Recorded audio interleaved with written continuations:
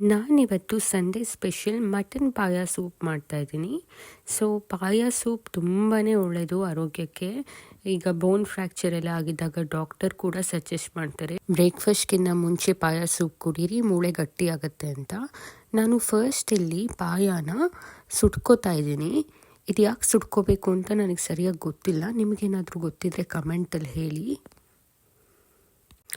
ನಾನಿಲ್ಲಿ ಎರಡು leg piece ತೊಗೊಂಡು ಪಾಯ ಮಾಡ್ತಾಯಿದ್ದೀನಿ. ಸೊ ಸುಟ್ಟ ಮೇಲೆ ಇದು ಈ ಕಲರ್ ಬಂದಿದೆ. ಬೇಕಿದ್ದರೆ ಇನ್ನೂ ಬ್ಲ್ಯಾಕಾಗಿ ಸುಟ್ಕೋಬೋದು. ನಾನು ಇದು ಸಾಕು ಅಂತ ಇಷ್ಟೇ ಮಾಡ್ಕೊಂಡಿದ್ದೀನಿ. ಸೊ ಈಗ ಸ್ಟಾರ್ಟ್ ಮಾಡೋಣ. ಫಸ್ಟು ಕುಕ್ಕರ್ಗೆ ಆಯಿಲ್ ಹಾಕ್ಕೋಬೇಕು. ಅದಾದಮೇಲೆ ಅರ್ಧ ಗ್ರೀನ್ ಚಿಲ್ಲಿ ಹಾಕಿದ್ದೀನಿ. ಯಾಕೆ ಅಂದರೆ ಈ ಚಿಲ್ಲಿ ತುಂಬ ಖಾರ ಇದೆ. ಆಮೇಲೆ ಸ್ವಲ್ಪ ಬೆಳ್ಳುಳ್ಳಿ ಕಟ್ ಮಾಡ್ಕೊಂಡು ಹಾಕ್ಕೊಂಡಿದ್ದೀನಿ. ಒಂದು ಫುಲ್ ಬೆಳ್ಳುಳ್ಳಿನ ಹಾಕಿದ್ದೀನಿ. ಆಮೇಲೆ ಅರ್ಧ ಈರುಳ್ಳಿನ ಚಾಪ್ ಮಾಡ್ಕೊಂಡು ಹಾಕಿದ್ದೀನಿ. ಫೈನ್ ಚಾಪ್ ಮಾಡ್ಕೊಂಡು ಹಾಕಿದ್ದೀನಿ. ಇದಕ್ಕೆ ಅರಿಶಿನ ಹಾಗೆ ಸ್ವಲ್ಪ ಉಪ್ಪಿನ ಪುಡಿ ಹಾಕ್ತಾಯಿದ್ದೀನಿ. ಇದಾದಮೇಲೆ ಪಾಯ ಪೀಸಸ್ನ ಹಾಕಿ ಚೆನ್ನಾಗಿ ಮಿಕ್ಸ್ ಮಾಡ್ಕೊತಾ ಇದ್ದೀನಿ. ಇದಾದಮೇಲೆ ಎಷ್ಟು ನೀರು ಬೇಕು, ಸೂಪ್ ಕನ್ಸಿಸ್ಟೆನ್ಸಿಗೆ ಬೇಕಾಗುವಷ್ಟು ನೀರು ಹಾಕ್ಕೊಂಡಿದ್ದೀನಿ. ಈಗ ಸಾಲ್ಟ್ ಅಡ್ಜಸ್ಟ್ ಮಾಡಿಕೊಂಡು ಕುಕ್ಕರ್ನ ಒಂದು 5 to 6 ವಿಷಲ್ಸ್ ಬರೋವರೆಗೂ ಕೂಗಿಸ್ಕೊತೀನಿ.